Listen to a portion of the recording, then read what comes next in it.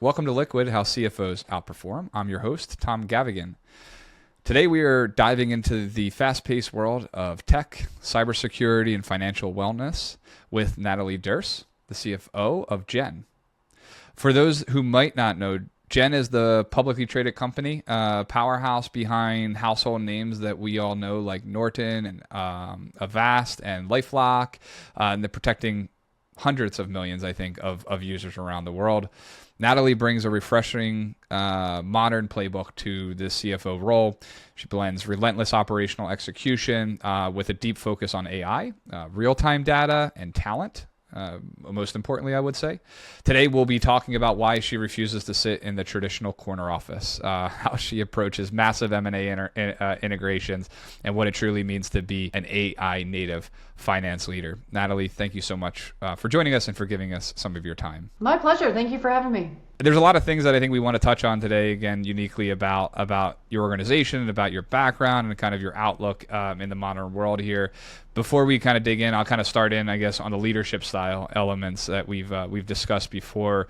You mentioned that when you were interviewing for this role, we just talked 6 years, I think you've been in the role. When you were interviewing for the role, you told the CEO specifically, I can't sit in the corner office. Kind of elaborate a little bit more about what you actually mean by that and what your approach is behind this. Yes, I think it's really important for you to bring your natural skill set and your personality to your role and to the company that you work with and the team that you work with.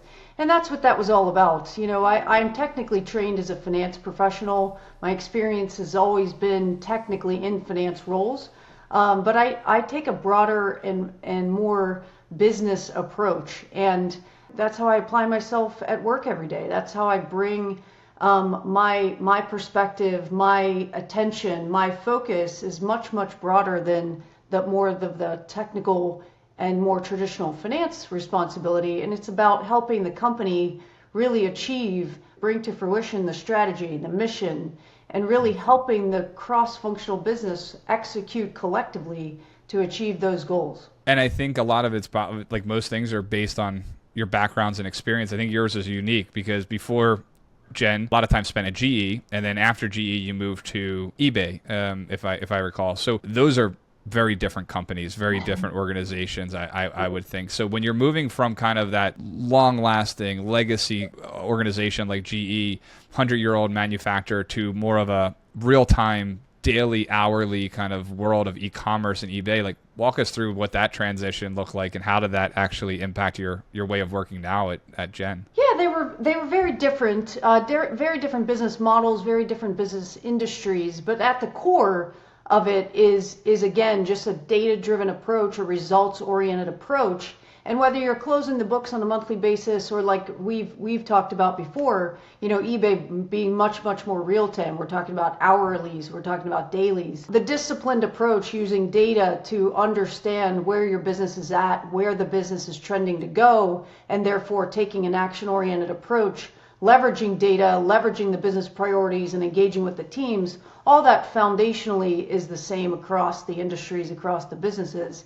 It's more so about really having that appetite for big data and having the appetite to apply different policies, procedures, cadences that really fit the business and really work effectively cross-functionally with the teams. And it's about embracing more and more information so that you can leverage that information to guide decision-making, to guide prioritization, and really to make sure that you are as customer-centric as possible.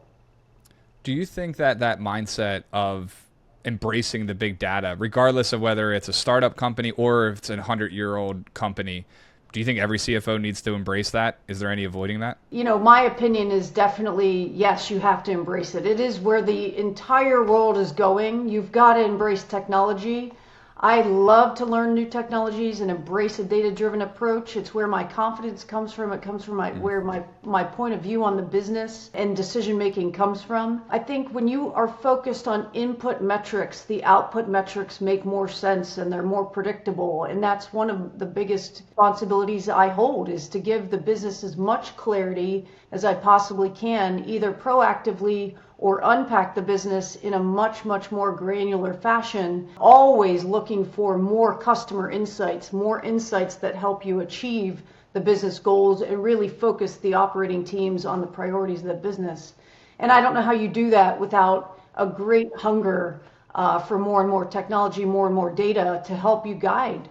And I think focusing on the impacts of the business is kind of core. You've mentioned you always kind of operate with a Gen lens first. Say that 10 times fast. Practically speaking, like what does that look like if you're in a meeting? Do you ever kind of have a tug of war internally between like financial Natalie and like business Natalie? In our normal operating cadences, no. I would say, whether no matter what discipline you come from, whether it is, a go-to-market or a product or a back office function, your nucleus and your focus has got to be your customer.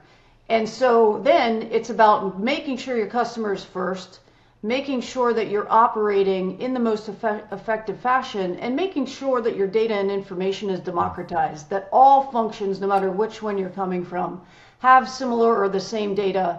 And then, yes, it is your responsibility to bring your discipline and your point of view to the table, because that's when you get to your technical training. Everybody has a different lens on how to best solve the business problem collectively.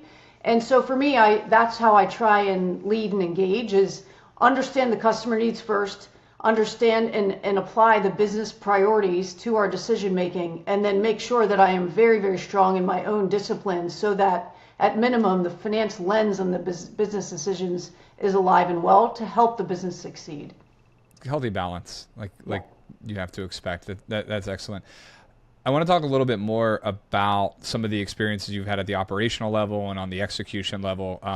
We're in an active M&A world, I think, and you guys have been pretty active in that way. I have some specific question, but if you don't mind, like, kind of start us off. Just give us a high level what the Avast merger itself. Kind of walk us through what that looked like to start.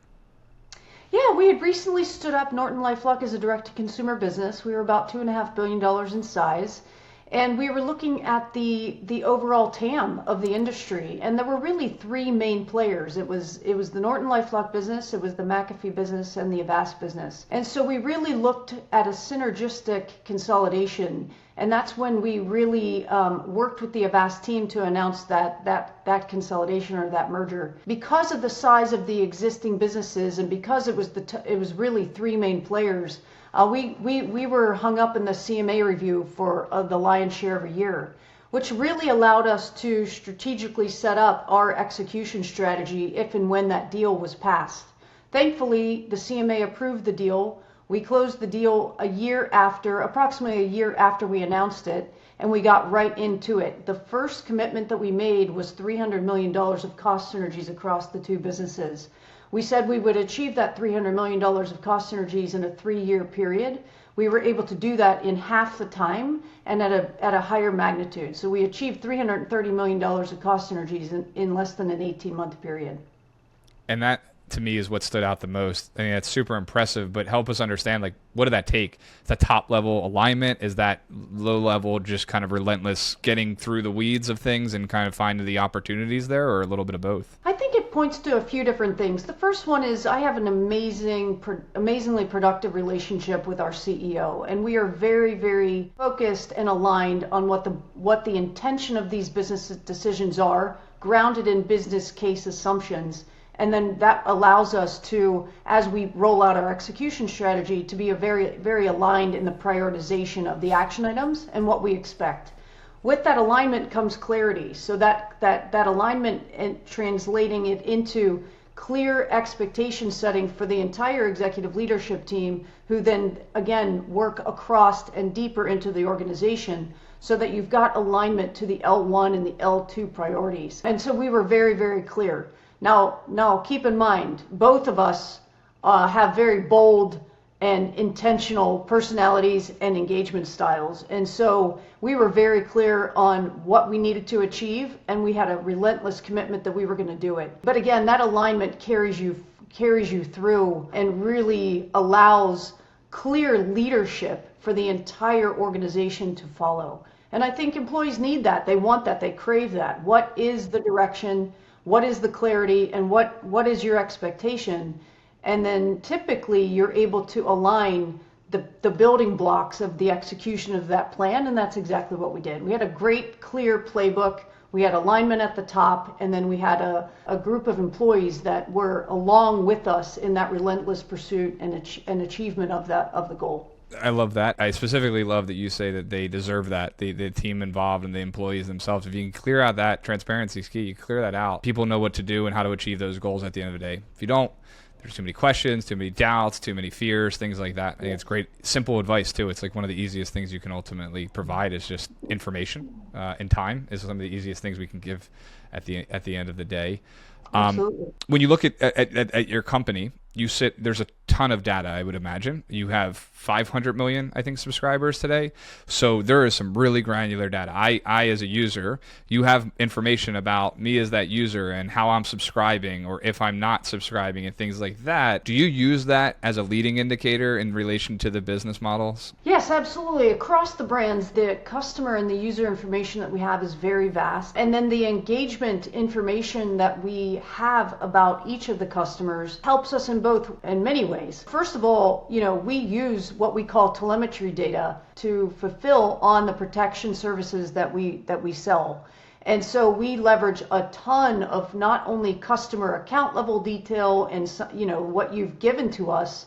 We look at your engagement online so that we can help protect you from the threats and the scams and things coming your way. In addition to that, we are constantly building out the data profile that we have of our customers. So as people use and engage more and more of our services, regardless if you're a security customer and then you're adding a VPN or you're running different scans or you're looking at how we can add on to additional threat protection services, or if you're a LifeLock customer and you continuously add on, accounts and other assets that you want us to be monitoring and helping you protect. And then swing the pendulum over to the financial wellness side. Now with the MoneyLion customers that we've got in the ecosystem, we've got employment data, we've got savings account data, we've got rent, we've got all of your financial engagement online profile data.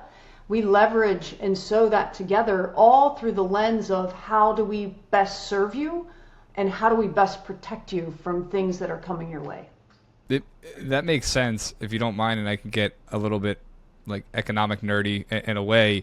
Is there an element there that says that that's like a broader indicator in a way of the economy? Because I think there's like maybe two ways to look at it. One is if the market isn't so great, isn't this an area where people might pull back at the end of the day and say, you know what, I got to make choices and these types of things are good if an event occurs, but if everything's going well, might be considered sunken cost. There's another element that says the world is changing, there's so much going on. Every day there's a new, alert from something going on, and therefore I need to double down. I need to buy more security and protection from you all. Is it an indicator, you think, from a broader economic perspective? So we definitely have our eyes wide open on the different macroeconomic factors. When we've looked at it, again, from putting MoneyLion and the financial wellness sector aside for a second, when you think about the security, privacy, and identity, we've endured many, many extreme highs and lows in macro factors. And what we find is that the consumers and the customers stay with us. The retention rates that we have across all of our brands in the security, privacy, and identity space have world-class retention rates.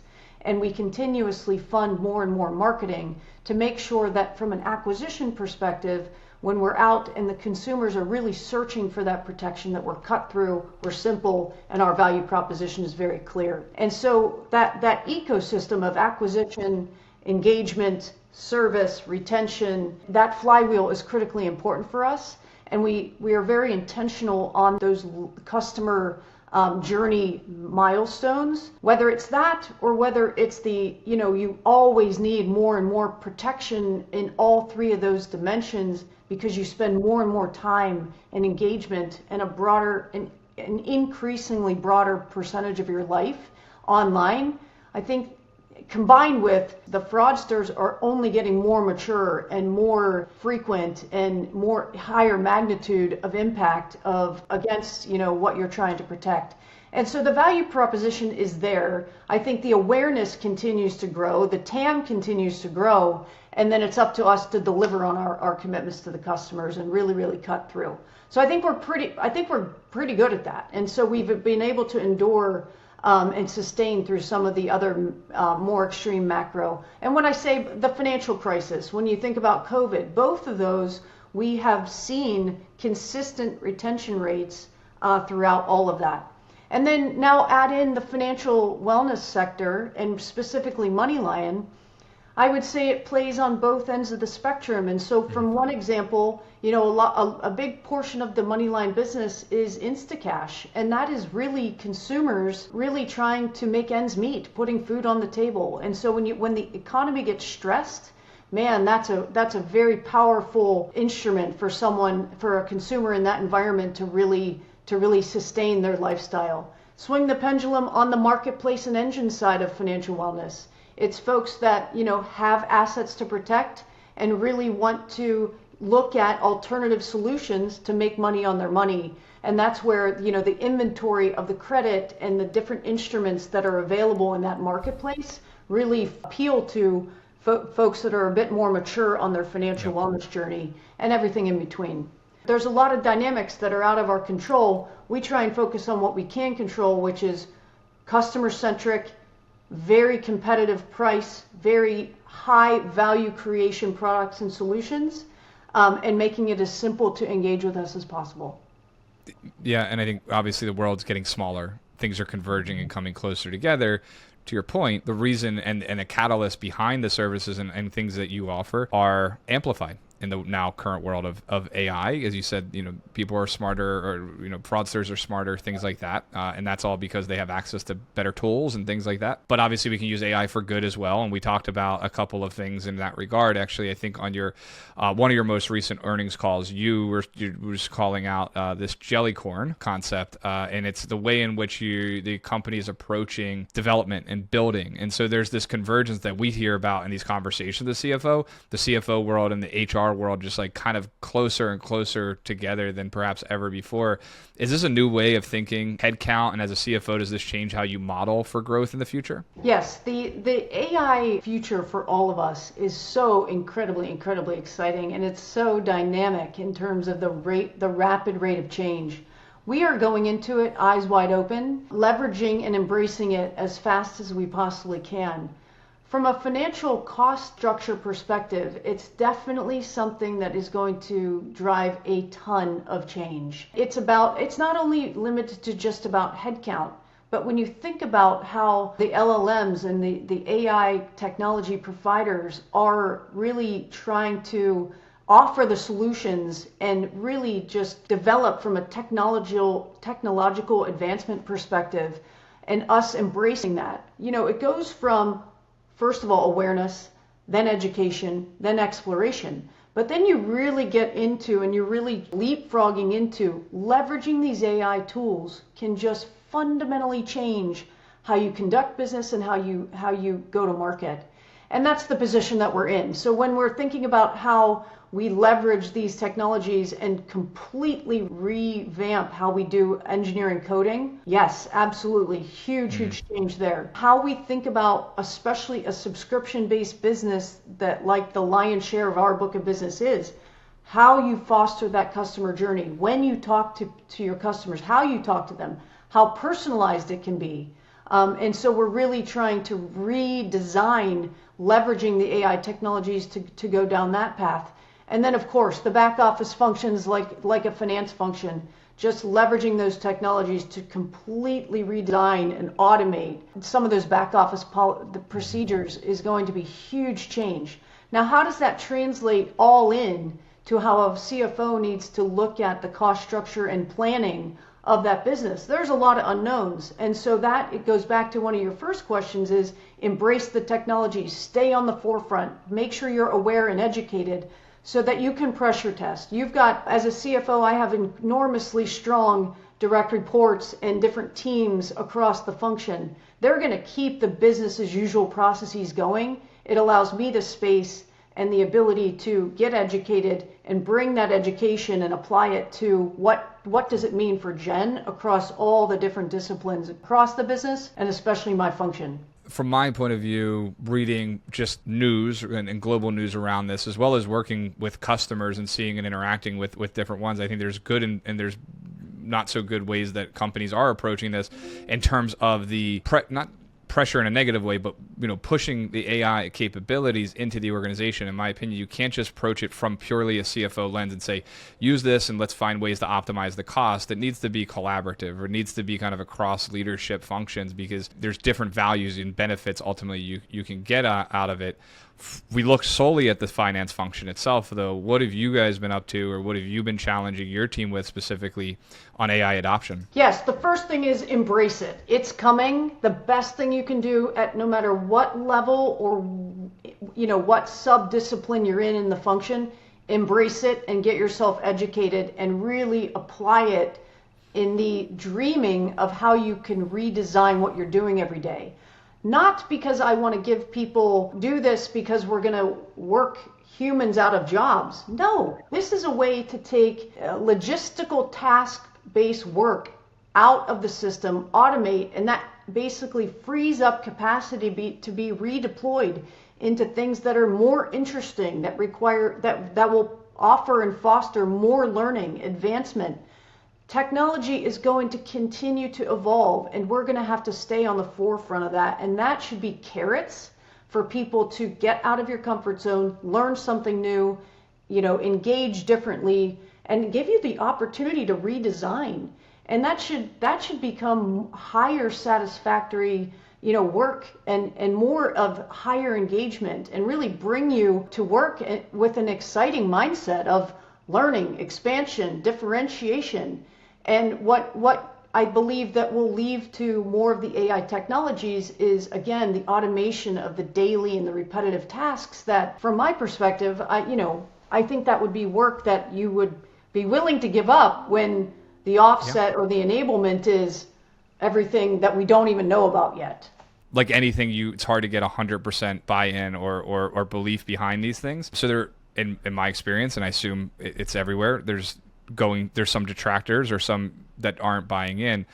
The only thing, to my opinion, that can continue to kind of peel that back and knock down those walls is what you said earlier, right? Transparency, understanding, protection against those things. Because if without that context that people deserve, then they do see that in the negative light of, I'm giving up control of something to something more automated, and therefore I am at risk. When that isn't the case, as you well said. Yeah, and I would add to that, it's not a light switch. We're not going to have light switch functionality embedded in everything that we do. And I would think that, albeit I am excited and I embrace it, there are you need a milestone-like approach. There are really fun and exciting things that you can do in all of the LLMs, and you get it back and you're like, wow, that's pretty impressive. You still need to read through and get the quality. There's still a QA component of anything coming out of those LLMs that require a human element. And the way we're trying to embrace that as well is, that allows you then to pace employees, and meet them where they're at, so to speak, as to their journey as, embracing and leveraging AI as well. I think that it's an exciting time for everybody. Embrace the change. Make sure you're, up to speed, educated from a gated milestone approach. That doesn't mean slow. That means thoughtful and intentional. The path from current state to the future, I think, is going to be very, very exciting. Yeah, and especially one of the things we a core principle on our end from a software perspective as a technologist and as someone who works closely inside of our product organization, it's human in the loop as well, right? It's human governance behind these things as well, but these tools are advancing and it's very exciting. That's the positive side of things. Let's maybe talk about the negative side of things. I think, there's a lot of statistics out there, but AI-driven fraud up 60%. And probably growing. It's not going to go down. Not going to go down, I think, for sure. I think for a CFO in general, especially one in a public company like your own, you're liable, right? You are in control and can be held liable. Is there an argument that the chief financial officer is also now the chief trust officer? If there's a breach, if there's an issue, does that finger get pointed a little heavier at the CFO these days? I would take that on even in, I would say, more the traditional CFO scope. I mean, we definitely have the responsibility to ensure that we've got, the right level of internal controls, first, second, third line of defense. That's why that structure of internal controls is there, is to help prevent. And so I think we've always held that responsibility. I look forward to holding that a broader responsibility in that. From the seat I sit in this company specifically, we embrace that completely. When you think about the fraud related to that has now been enabled, and I would say is scaling at a rapid pace, leveraging AI technologies, we are so perfectly suited to be the trust layer of how consumers are engaging these new tools and technologies. And it's really very quickly become, a very strong tenet of our strategy and our mission, to be that trust layer for the consumer protection. And so whether we're doing that for our customers or being our own internal customers, we definitely take that responsibility incredibly seriously. And for sure, as the CFO, I do as well. Going back to one of the things we had talked about earlier, when you look at the capabilities and offerings that you have, which is quite broad, I can align it a little bit to our experience or my own experience here with what we offer at Kyriba from a fraud prevention, right? Being able to monitor payment flows and track trends against that and flag any sort of potential fraud, sanction screening, things like that. There are many times when you have these conversations on the market, you'll hear, our bank does that for us. We're good. We don't need that capability. We don't want to pay for those services. And oftentimes, when people are like, well, how much should we charge? I'm like, if the fraud's $1 million, $999,000 would be palatable because it's that's less than the $1 million fraud. But I still think that we are in that tug of war struggle where these types of capabilities are seen as insurance in a way, and there's this optionality behind it. How do you get top level approval on something like this, to kind of push through something that might happen and the need to invest in this ultimately? Because to me, this is revenue protection, but I don't know if that's universally understood or agreed to. Yeah, again, I think from an ELT perspective, we're very aware and we're aligned to the point where we are constantly. And this is a disciplined approach that I definitely bring from GE, but Vincent, our CEO, brings it as well. We are just relentlessly after a very, very efficient cost structure. And we do it not necessarily to just drop it to the bottom line, but to be able to create the capacity to self-fund investments. We need a constant reinvestment for growth, reinvestment in technology, reinvestment in making sure we're running our business in the most optimal fashion. And so this isn't new for us. It's honestly just I would say the latest or the newest priority for where our investments are going to be reallocated.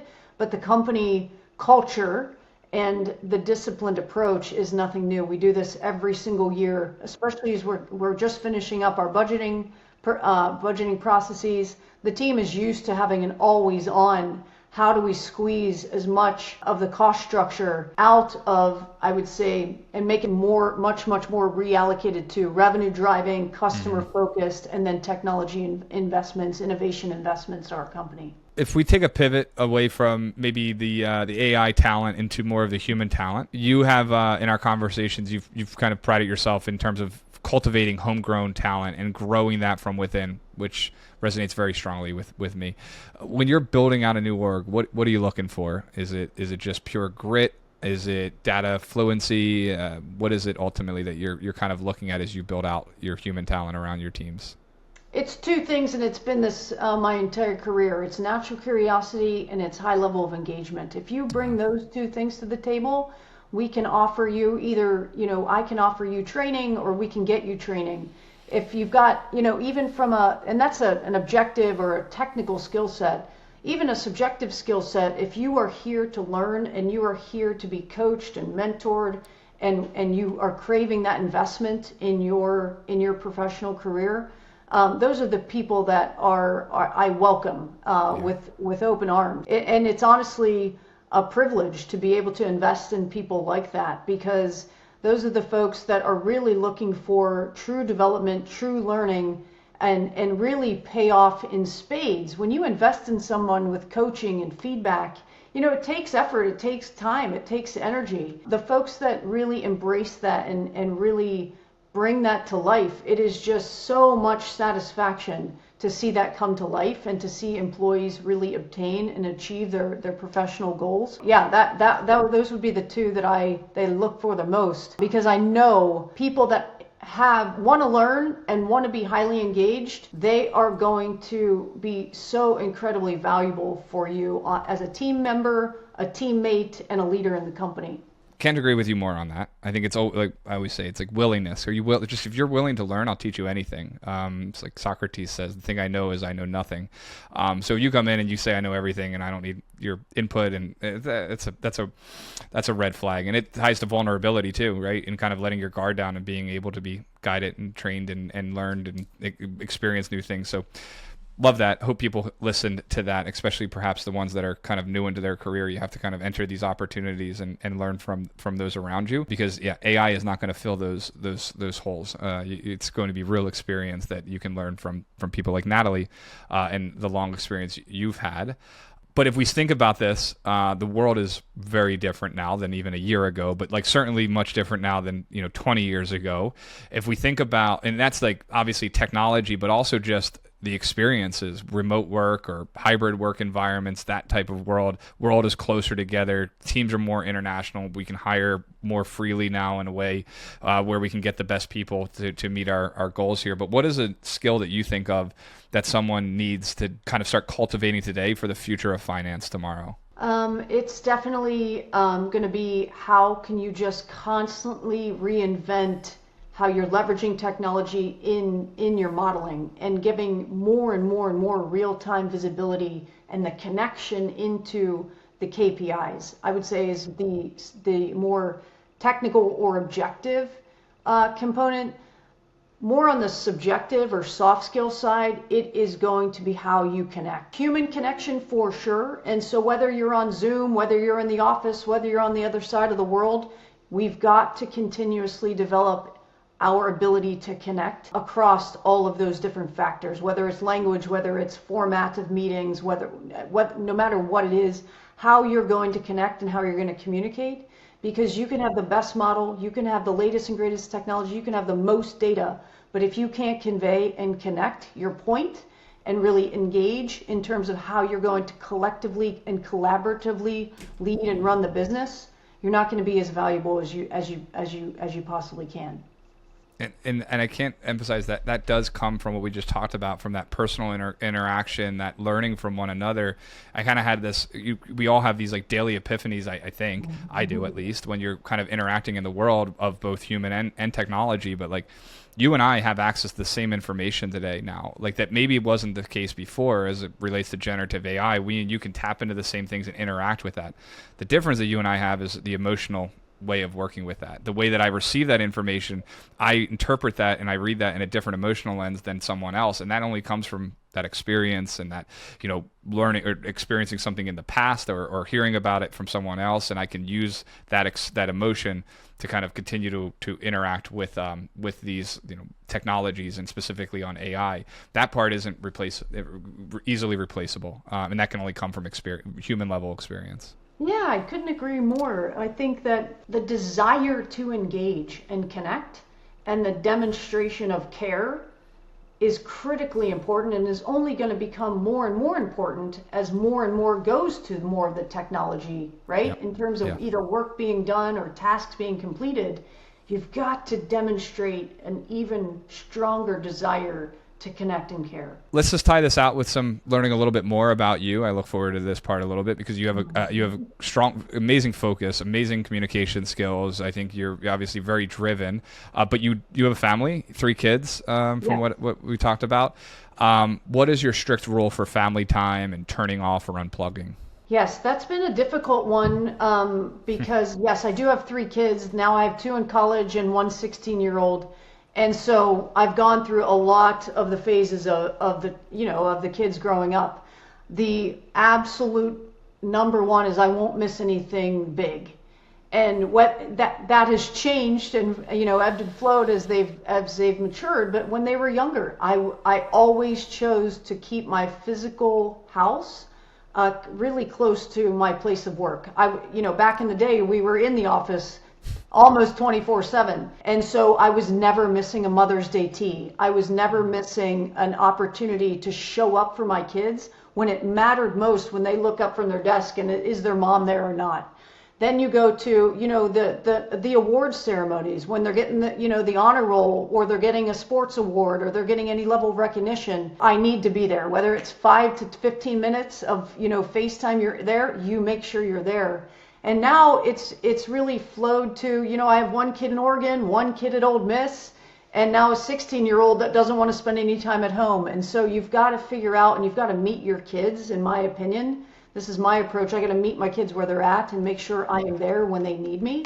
And that comes beyond, that comes first beyond anything else.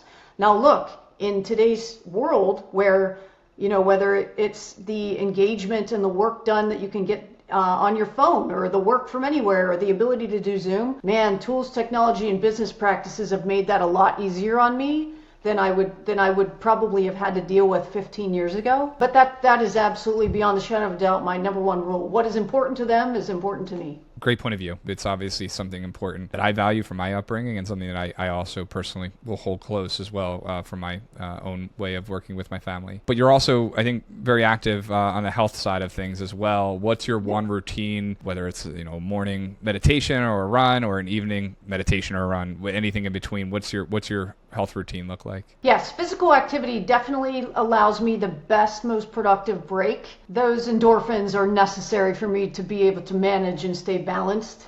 And so whether it's a good cardio workout or a good, weight workout, I love to be outside getting fresh air. I'm honestly big into fasting. I just feel, I feel really, really good when I get, the reactions to fasting. It gives me super, super clarity. I feel calm even in the most stressful situations. I really am I'm a strong believer in that. I love a break from technology. I love to read, but I'm still one of the guilty ones that prefers a paper book because I need that break from the screen.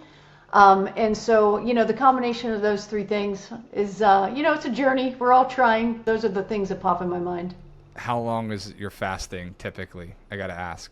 Oh, I do all kinds. So on a normal daily, I am somewhere between 18 and 22 hours. Every Monday, very regularly, consistently, I do a 24-hour fast. And then 2 times a year, I do a 72.